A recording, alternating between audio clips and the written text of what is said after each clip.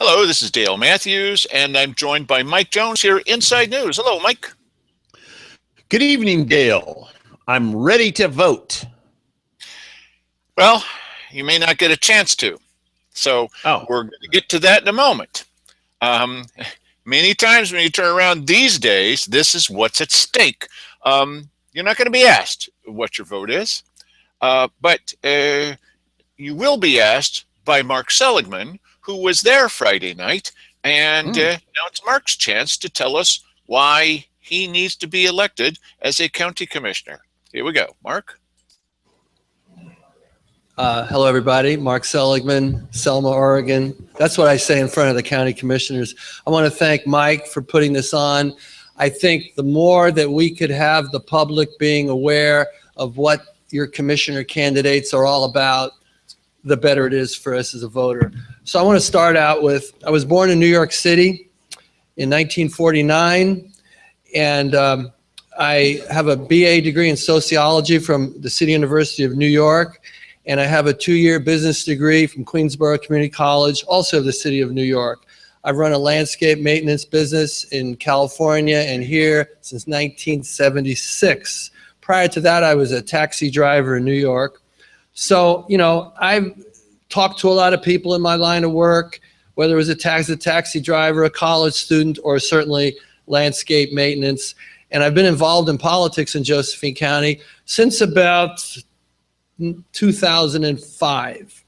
The reason I got involved is because of the tax levies, the incessant tax levies. And I've made a contract with the voters never to support a tax levy. As a libertarian, property taxes are not what we stand for. My signs over there pretty much say a lot about me, about prosperity and no new taxes. One of the main issues of our county is poverty, crime, and homelessness. And until we get that under control, we're going to continue to have crime. Communities that have less poverty have less crime. Communities that have a sense of self-esteem have less crime. Now, Josephine County is not winning. We're losing. We lose every possible way we can lose. We lose with our commissioners. We lose with our economy. We have to start winning again. I realize who else says that, but this is the truth. I'm not going to be politically correct here. My dad told me growing up, Mark, always tell me the truth. I don't want you to lie to me. And I'm going to tell you the truth. And I'm going to say things that are factual. You may not agree with it, but I can always back up my facts. I'm making a contract with the voters to not be for any tax levies. This state of emergency, I'm against. It takes away our autonomy. We need autonomy in Josephine County. We don't need Cheryl Walker, Simon Hare, and Keith Heck, who do not have our trust, now giving away part of our county. Now, right here in the city of Cave Junction, we have a crime problem. We have a deputy that gets paid $160,000 a year, and he's not working at night. That's unconscionable. We also have a road dollars. If I was a commissioner, I would vote to put at least $160,000 to the city of Cave Junction and the Illinois Valley to have another deputy at night. The county commissioners feel roads are more important. I don't think roads are more important than public safety, okay? I would put the money out. They're not doing it. They would rather take your money through property tax levies or state of emergency. I'm against that. Now, as far as economic development, if you want to eliminate poverty, crime, and homelessness, you need economic development. We have logging, we have tourism, we have medical services, and we have the new one, cannabis. If you were for the gold rush, if you were around in 1849, if you were for the timber industry in the 60s and 70s, those were the big industries. Now the big industry is cannabis. I'm for enriching businesses and individuals, not government specifically. Government will benefit in the long run, but as long as people benefit, we have more self-esteem. You have kids now who grow up here and they're at the soup kitchen in Grants Pass, or they're doing crap around here in the Illinois Valley. They have no opportunity. The most vulnerable people in society are our youth, our seniors, and our animals. If we can't help them, we're not worth a damn. A rising tide lifts all boats. If you went to the Josephine County Fairground, to the cannabis fair, you saw the multiplier effect of the cannabis industry. Greenhouses, security, soils, fencing, and numerous others. These people are being employed. These are the pick and shovel parts of this industry that Josephine County is beginning to survive on. You take away this cannabis industry, and this county is far worse than the 9th worst region in the United States. I'm for proper land use. I'm for less regulations. The Planning Commission is a commission that can control the businesses of this county. I'm a libertarian. I believe in the free market. Again, our youth, our seniors, and our animals, very important. I spoke on behalf of the seniors when they wanted to take away the Meals on Wheels program or restrict it. I thought that was unconscionable of these 3 commissioners. Seniors deserve better treatment than they have gotten. Integrity of elected officials. Clearly, we don't have that.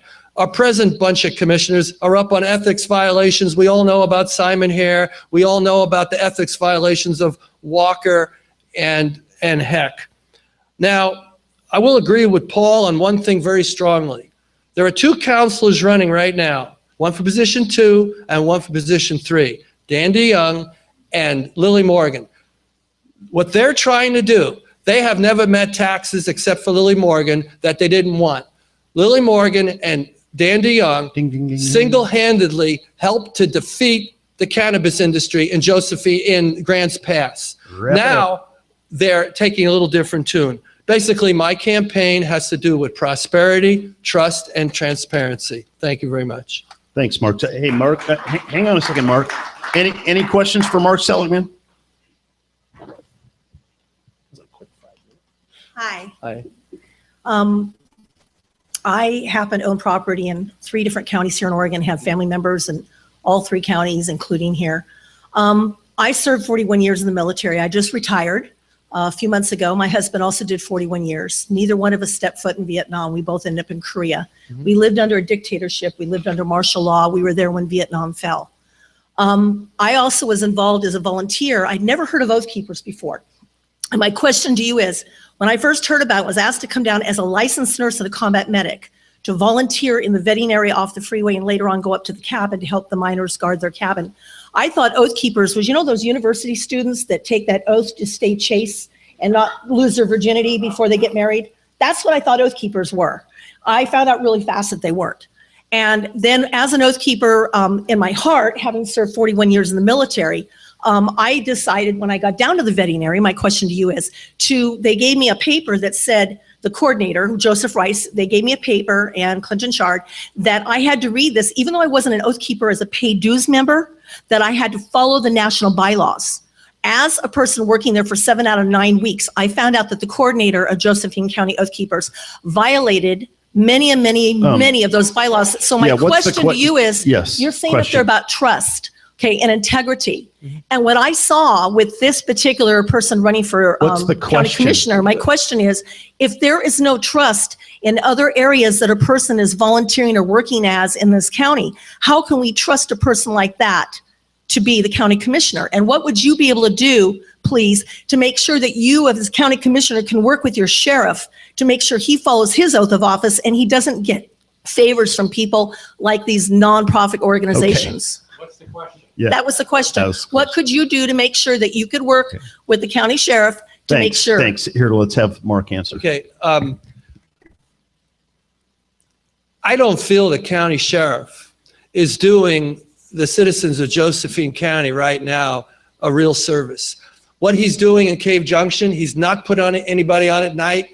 He has wanted the road dollars, so I agree with you that he's at least trying on that. You only know, people run on their records, whether in public office or whether they're a political activist like myself. You watch a person in their public life. If they stand for certain issues, then chances are that's what they're going to do. You have county commissioners right now, you have candidates right now who say, well, you know, now that I'm running for county commissioner, I'm not going to be for property taxes anymore. Lily Morgan. You have Dan DeYoung saying, well, we'll look at the whole county. where before he was the #1 detractor from the cannabis movement. You run on your record. A lot of people here want to be politically correct because they want to appear to be friendly to everybody here. I don't care. I'm going to tell you how I feel. Other people in this room will come up here and will tell you what you want to hear to get elected. Okay. I'm not going to do that. All right, so trust is very important. Thank you. One more very quick, concise question. Yeah, please. All right. Okay. I believe you're correct in the cannabis industry bringing economic growth for the greenhouses and lots of other stuff that they purchase. People are bringing the money in here. But Cave Junction, for example, has a law enforcement problem. I'm wondering how much the cannabis industry is already taxed. Is that precluding their pooling their resources to perhaps pitch in and hire extra security or extra patrols for this community, even if it's not the sheriff, rent-a-cops? If there's some way that can be done, or are they already being heavily taxed by the state or in some other way that precludes that? I've gone back and forth on this. I talked to a person who's very up on land use and the OLCC, and I said, well, what about that idea about the cannabis industry chipping into the community and helping their community? On the surface, it appears very well. And he goes, no. And the reason no is because to this point, Josephine County has worked against the cannabis industry. Why would you want to help a county government out that has done things to hinder it? When the time comes that people are in office and they follow state laws and the city follows state laws, at that time, okay, growers would consider helping the county. But until such time, why would you help an entity that has not helped you? And this is your #1 industry. It doesn't make any sense. So I hope that's a fair answer. All right, thanks. Mark Seligman, thank you very much.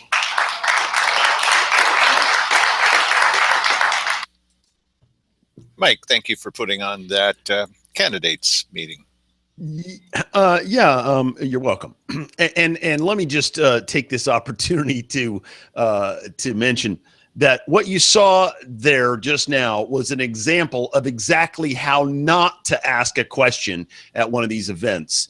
It's always appreciated by everybody, and it doesn't matter what event, that you go up and you ask a very clean, concise question, and you don't extend the length of your soliloquy by saying, and my question is, and then you continue as though that was punctuation. That just drives me crazy. And you saw a really good example of it right there. Well, I had a question yesterday at the weekly business session where there was no Simon Hare. What a beautiful segue that was, Mike. Yes. And even Keith Heck didn't know where Simon Hare was. So what we heard today at the most important meeting of the week, where they take votes and then say, well, we're going to ratify that vote. What? They're going to glad hand you at the next weekly business session and pretend like they're asking you what your opinion is. They've already voted, so it doesn't matter. It doesn't matter anyway, but you guys all know that. So I wondered where Simon Hare was, and he made a 30-second summary, up to a minute, about where he was. You're going to have to listen very fast, and I'm probably going to have to stop it at some point to say again what he said, because I tried boosting the audio here several times. It's very difficult to hear what Simon says. This is all you're going to get as a report, and it's delivered in the little back room about where he was and how our money was spent. So here's the best we can do with a report from Simon Hare. Yesterday, I was up in Portland. I attended a meeting as a member of the executive committee of ONC with Stoll Reeves, the law firm that we retained if we choose to go forward. All right. That's Stoll Reeves, and that's the law firm that's supposed to be pushing for us for this thing about ONC monies and when are we going to get a fair deal, fair shake from the government? Answer, never. But they're the ones, and you may recall that it was Lynn County who said, hey, you know, we're not going to take this from the state anymore. We're not going to put up with this. We want the money that you owed us, and we've been owed money for 15 years. Isn't that right, Mike? Yeah. And then all of a sudden, the Association of ONC Counties. Oh, we're doing something too. Yeah. We're doing something. Like, what are you doing? We're going to do something by the summer, right? And so, Yes. Well, and this is the organization that picked Simon Hare to be their vice president while he was in jail. So here's more of Simon Hare's report, which is now going to end up being probably a couple more minutes because I'm talking on it. Litigation after the record of decision from the BLM, it was really positive and very encouraged by. This is the ONC one, not the Lane County State Trust, right? Lynn County. I meant Lynn. I'm sorry. Yeah, Lane. we haven't decided on it. Yeah. Now, what did he just say? it sounded like he was saying that they haven't decided whether or not they're going to join the Lynn County suit. That's right. They still haven't decided. It's a class action lawsuit. Yeah. Yeah. It seems like you're in whether you want to be or not, because you're one of the counties who the state theoretically manages property in. And now the amount of property within the county of Josephine is quite small, but still, just because you have a small rental on your property doesn't mean that you forget about, whether or not the tenant is paying you rent on it for 15 years. Well, let's suppose that's small as $100 bill. Yeah. Are you going to light your cigar with the $100 bill? Well, Are you going to spend it on your children? I mean, maybe you're going to have a nice meal. And listen, and the fact that they could forget about that just tells you about the management that we have here. They don't care what's going on. This is they haven't made up our mind. One of these days, maybe we'll make up our mind. They haven't made up their mind about what they're going to do. Yeah. Hey, well, goodbye. Now it's an interesting thing, and it is coincidental to this statement that he gave talking about this meeting. There was a joint article they all contributed. Tony Hyde, Simon Hare, and Tim Freeman. I'm assuming that these other two parties besides Simon Hare are persons or parties to ONC. Yeah, they're all members of the Association of ONC Counties. Yes, sir. Right, and there's an article that came out. Looks like the 21st. In the Oregonian. Basically in the Oregonian, yes, and it talks about their thoughts on how they're going to do this, and some of it is somewhat similar to what we were talking about the other night, where your interaction should be with Congress, because Congress is the one who's ultimately in control of this, and a lawsuit, you might get somewhere out of that, but that could potentially take years. And it's far better if you had willing parties and an ear that was willing to be bent in Congress. You'd be far better off dealing with this as a political issue than you would, because right now the party that is more likely to be amenable to some change in the way they've been doing business is now in power, and that would be the Republicans.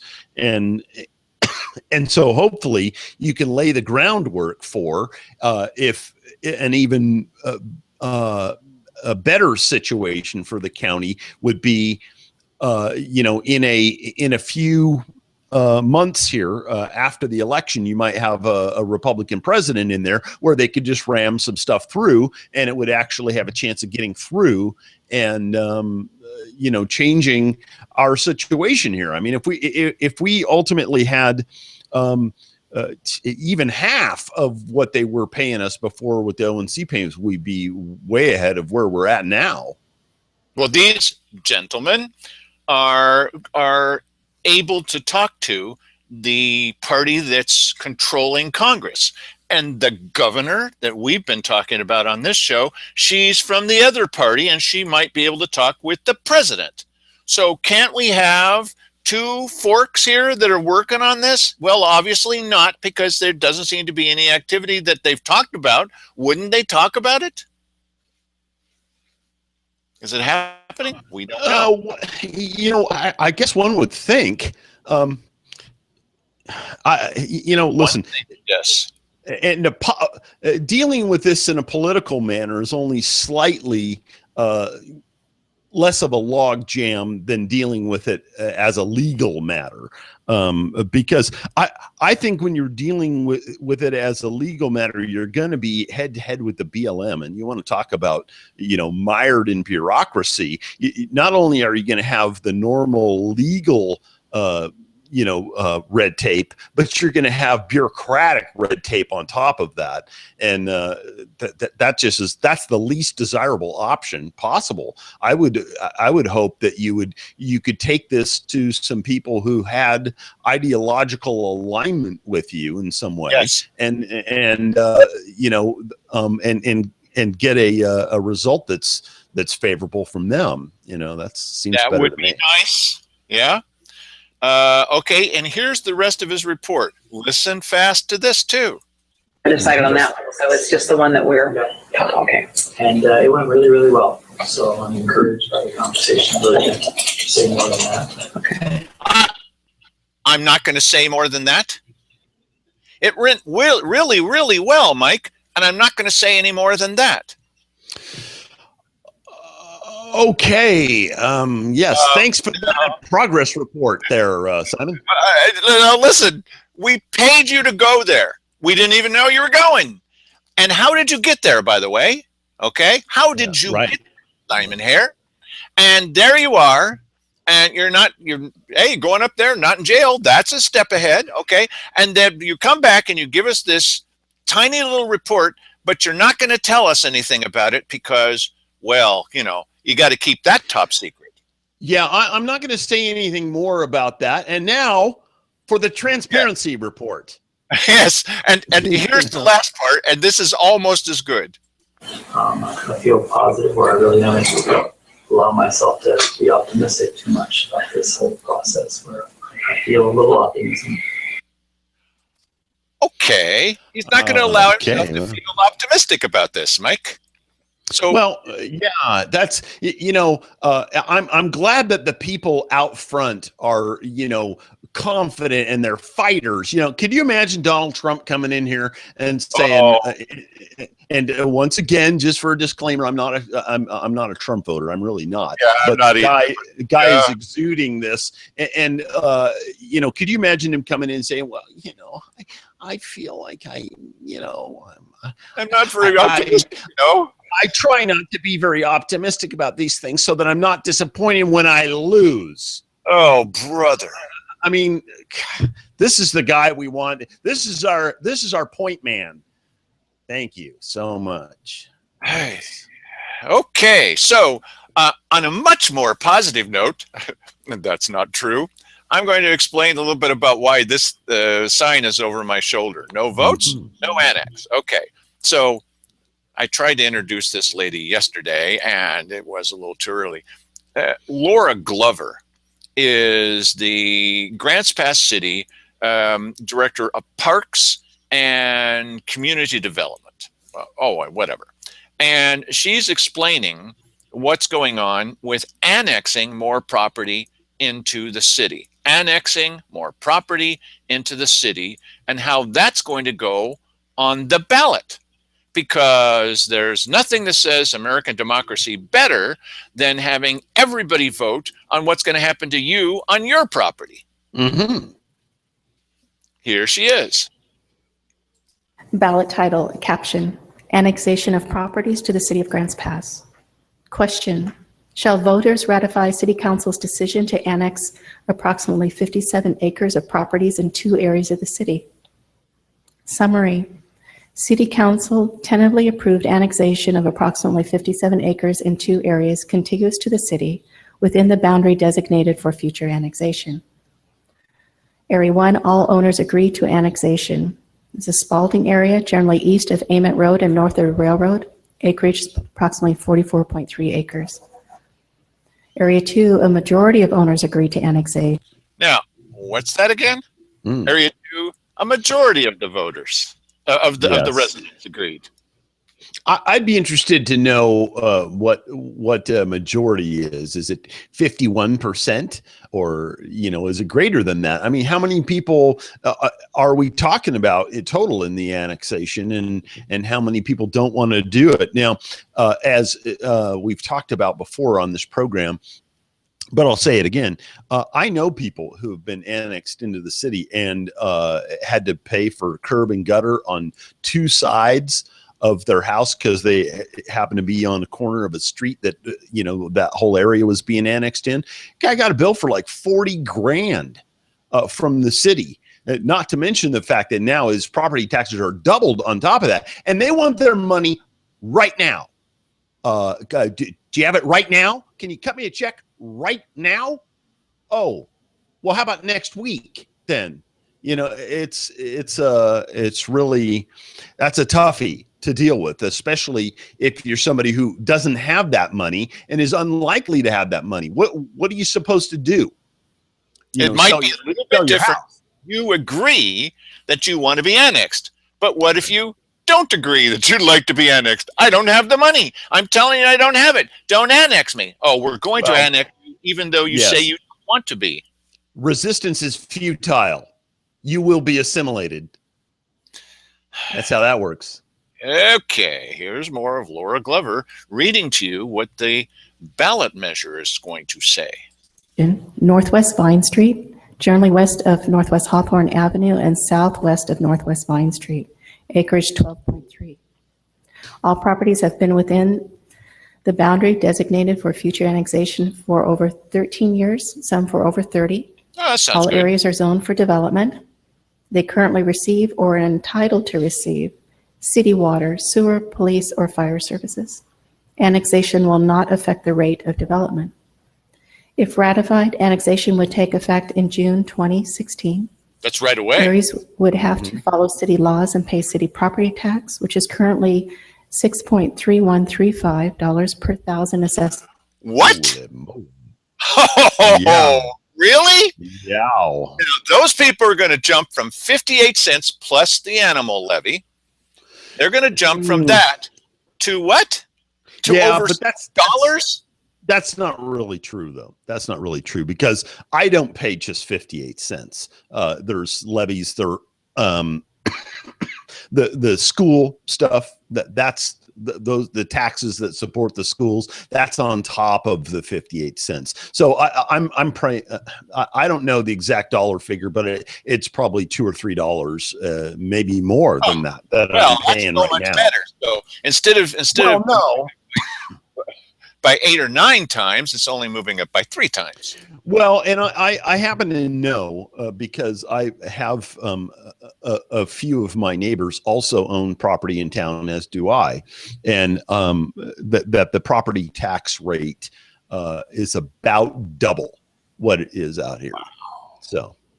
So in different parts of the county, it's different. Hey, if you agree to it, then God bless you. You've got money, and go right ahead. Yeah. And if you don't agree to it, well, too bad for you. Yeah, right. Because you're going to be forced to do it. Yay. Explanatory statement. The City Council of the City of Grants Pass has enacted an ordinance to annex territory to the city. The City Council evaluated the capability of the city to provide service to the territory to be annexed and to determine the lands can be served and therefore are eligible for annexation. In accord with the city's charter, the action by the City Council is submitted to the voters of Grants Pass. Annexation will not occur without voter approval. If voters elect to annex the land, a total current estimated value of $2,982,404 would be added to the taxable value of the city.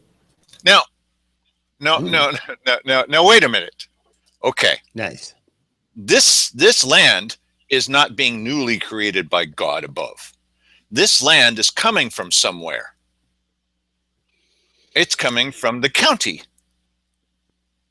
Right. So in other words, they're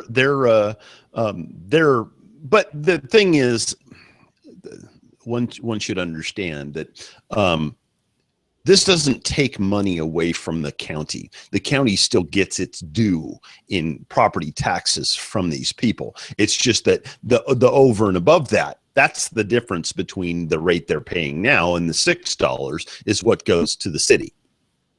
But she just said that this thing is about that it will be over $2 million worth of property, right? Right. Okay. Yeah, but that's over $2 million worth of property that's now no longer going to be part of the county. It's going to be part of the city. Okay. All property tax bills are paid to the county. And there is a certain portion of your property taxes, like if you live in the city, you're paying the 58 cents, and that goes to the county. It doesn't go to the city. Okay. There's a certain amount that you pay, and then everything over and above that, that is an extra city assessment goes to the city. So the county isn't really losing, assessed value property, but the city is gaining because they get to bump their little tax increase onto all of those properties there. Well, here's my point, because we're talking so much, and that's what we do. We may not get a chance to hear this detail.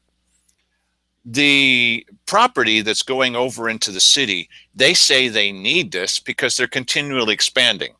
Now, we've talked about this continual expansion thing. One of the prices that you have to pay for continual expansion is that sooner or later, the water plant is, and other things having to do with water and et cetera, are not going to you are not going to be able to keep pace. So that's going to be the most expensive project in the history of Grants Pass.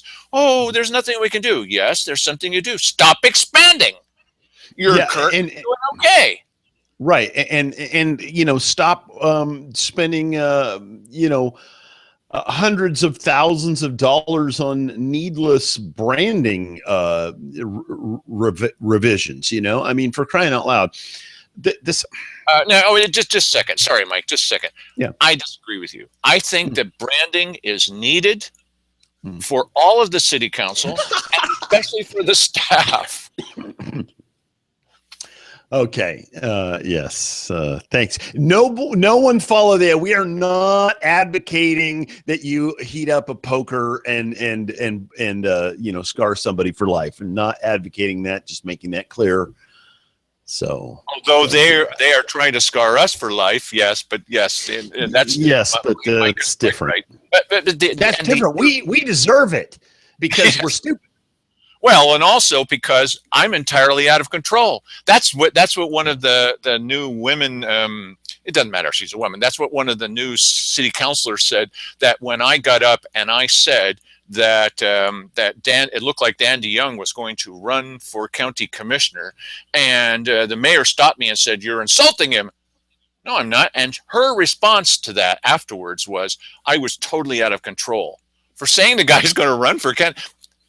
It's all in your definitions of what as a journalist, I am out of control. That's right. I'm not in their control. They've got that in spades with KJO and the Courier, and the IV News. It doesn't cover them because it's got nothing to do with anything. Yeah, right. Anyway, I'm out of control. All right. Here's the other thing. What they're going to say on this tape, which we probably will never get to, is, the city needs more it needs more economic development. Yeah, so does the county. And it needs more industrial property. Yeah, so does the county. And so that's why the Grants Pass City needs to grab this. Now, wait a minute. This county doesn't need industrial property?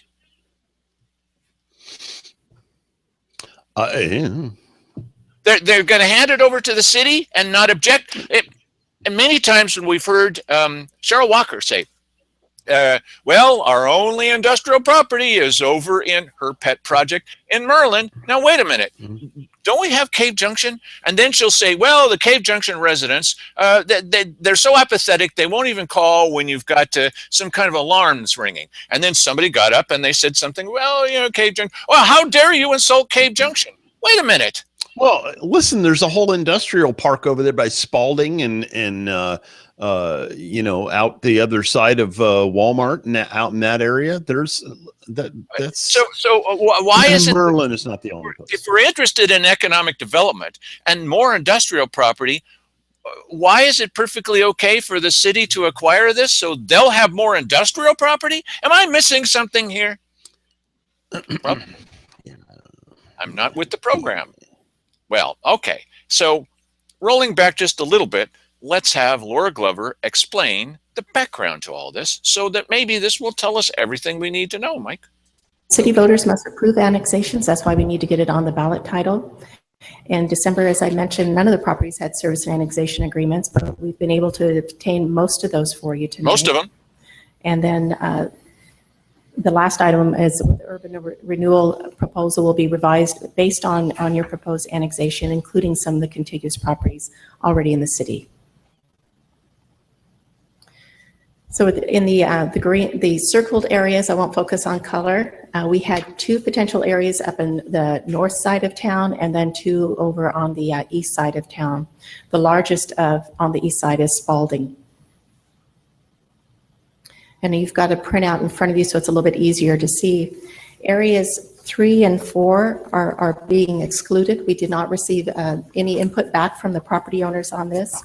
And then area 2 is being revised. It's being reduced down. The one lot that has a hash mark, if you can see my arrow over it, they chose not to provide a consent at this time. They were looking to potentially develop it for mini storage, and we understand at this point they're going to focus on a piece of property they have in Douglas County. They wanted to finish that one up first before they move forward with this one.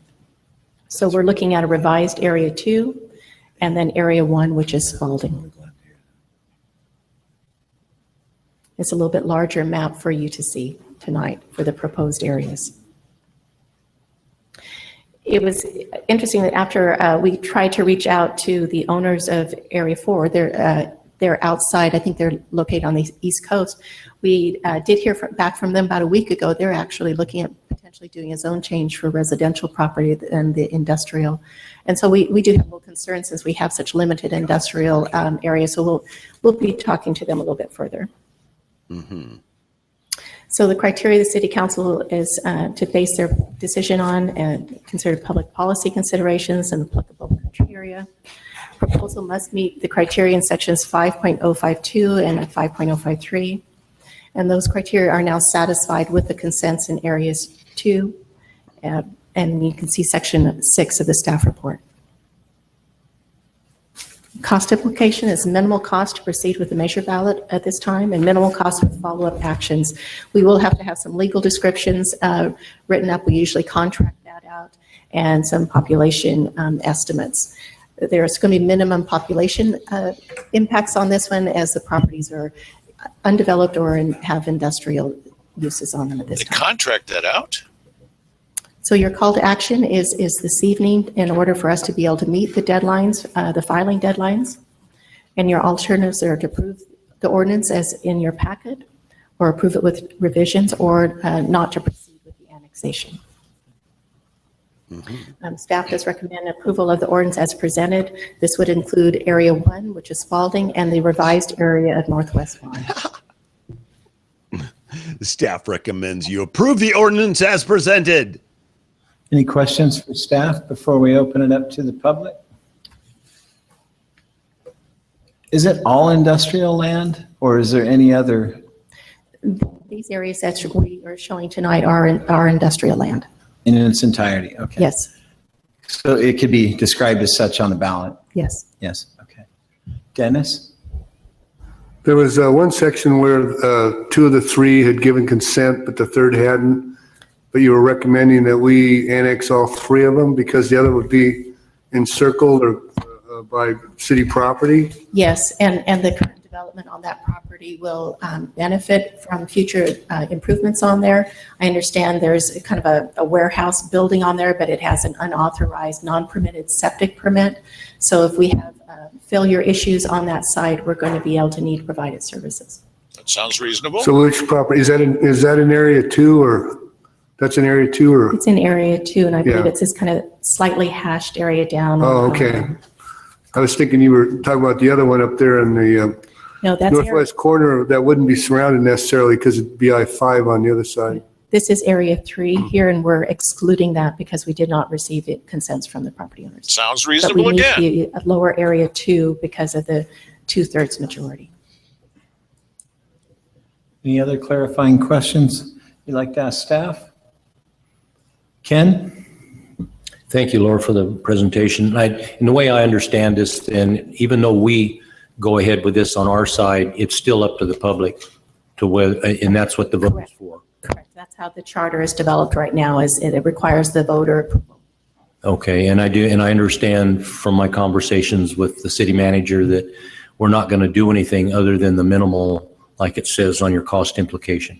That's correct. We do have to require legal descriptions for those properties to be actually annexed in as part of the documentation process. And so that will be something that we just charge out to a local surveyor. Okay. Thank you. Thank you. Valerie? I know that part of this process has been because this is going in the urban renewal growth so that funding can be made available. Yes. When it's put on the ballot, is that explained at all, or is it just put on as an annexation? It's just simply put on in an annexation. The next part of the request for the resolution for the ballot title is it's very limited in the wording that we can put into a ballot. And so that's where we can't. Now we can provide more information in the guide, for the voters. Oh, really? Now, wait a minute. We've heard about this from the commissioners as well. Well, it's our idea and we're going to put it on the ballot, but there's not enough room to explain it. So we're going to buy or get for free another section where we can explain it to you. It's the government actually entering an argument. That's what they're called, argument. That's for it. And it's the government that's probably not have to pay for it, which is going to explain to you more of what they need to say, and that doesn't need to be approved by legal counsel. Isn't that lovely? Yeah. SOP. Well, POS is my opinion, but okay. Pamphlet. And so we can explain why we're doing this at that time. Okay, thank you. Okay, so here's the next little part. You're going to like this. It's only a minute and a half. I'm loving it so far, I'll just tell you that. Yeah, I think it was brought up, the renewal agency. We can't even mention that because we don't have one yet. I think that's, we can't say that it's part of the redevelopment agency when we don't have a redevelopment agency yet. We just have You to do be know your mic is on, don't you, Dan? development agency, I suppose. Dennis? It's just, it hasn't been formed yet, and so we can't guarantee anything. All we're doing this for is because it's a high priority of ours to have more industrial land available for businesses that want to move into the area. Oh, City but voters it's not must for the approve county. annexations. That's why we need to get it on the ballot title. In December, as I mentioned, none of the properties had service Oops, annexation that's the wrong agreements, but one. we've been Sorry. able to obtain most of those. Just a for you. second. And that was a high priority. At the Yeah. Sorry. We're just exploring this way to go about it. So just wanted to explain what we're doing. Yeah. So. That's a great point. Our last urban growth expansion made it very clear to us how limited our industrial lands are. And so we are trying our best to preserve those for jobs The county isn't. as best we can and get them shovel ready, perhaps, if it sounds right to us when the agency's put together. So. As though somehow if the city weren't providing these locations for this work to take place, it wouldn't, if it's in the county, then it's just completely useless and doesn't give any value to anybody. But, if we're doing it, well, that's different. Well, the county commissioners, especially Cheryl Walker, don't even recognize the fact that there's any industrial area outside of her pet project in the North Valley Industrial Complex. She won't even mention Cave Junction unless somebody comes up and says something about Cave Junction, and she says, well, how dare you say anything negative about Cave Junction? Yes. We've heard this. It keeps happening with these guys.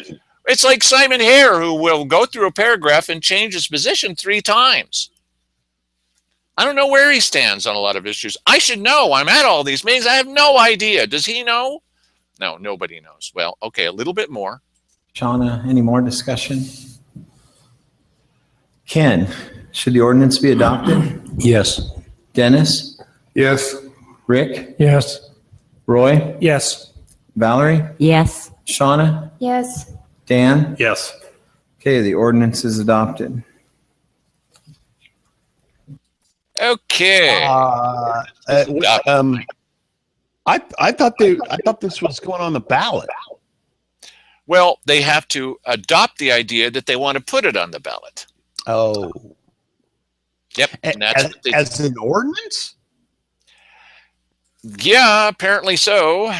I try to Wow. understand these things, and I don't. And I also would like to know what you didn't see here, but you know this happens. How can they have a first reading and a second reading and a vote all in the same sit-down session? With the county, which I think makes some kind of sense, you have the first reading, people can speak, and then they get a little while to think about it, and then you have the second reading at another date, and then they can speak, and then you take your vote. Well, that's not the way the city likes to do it. They like to streamline it. And sometimes they have the introduction of the idea. Efficiency. Well, yeah, they have the introduction of the idea, first reading, second reading, vote, all in the same 10 minutes. What, Dale? They're getting stuff done. They're working for the people. It's this thing that keeps happening. We keep seeing this. Let's not have people chime in on this because we don't like what they're saying. Besides, what they're saying is not in favor of law enforcement. Nobody said anything, as Dan DeYoung pointed, nobody said anything about law enforcement. Okay.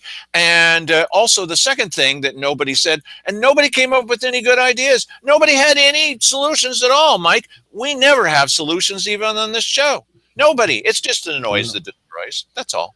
So let's just ignore the vote. We won't have any more votes. Well, maybe one day we'll come up with some solutions. Well, but now you know, this vote is going to be about, do people all over the city want to tell county people what to do? That's even worse. These are not city people. They're county people. And the city people are going to vote to force at least 1-2 county people into joining this thing. They get to vote. And the worst part of all, those people that are in the county, they don't get to vote. Right. Yes, that's right. Hey, listen, I'll tell you, nothing makes me more angry than owning property in the city and not being able to vote. That to me is silly. I don't understand, how that is good somehow. And yet people that don't own property in the city, who live in the city, get to vote on what happens with my property taxes. I just love that. That's so great. Now, what can we do about this? I wish there was a direct thing that we could do. You got to wait at least till November and then say goodbye to 4 of these. That's a lot. 4 of these city councilors and the mayor. You can do that. The only other thing that we can do is to set an example. Oh man, that's the best we can do. Yes, set an example over with the county commissioners. And then they get invited to these meetings sometimes, and they can go there if they have any guts at all. As Mike says, if they have huevos rancheros, if they have any kind of guts at all, and they can say, hey, listen, you guys are full of frijoles. You're not doing this right. They could, and they could say that to the governor, and they could say that to the United States government. Hey, here's your bill for not paying us so far, and keep bugging them and bugging them and bugging them and bugging them. We could, and it would represent the people. That's the idea. But if you pick one of those people, and then you pick somebody else that's kind of wishy-washy, you're not going to get anything. Nothing. You have to pick 2 people that are not wishy-washy. Where are we going to find that? I don't know.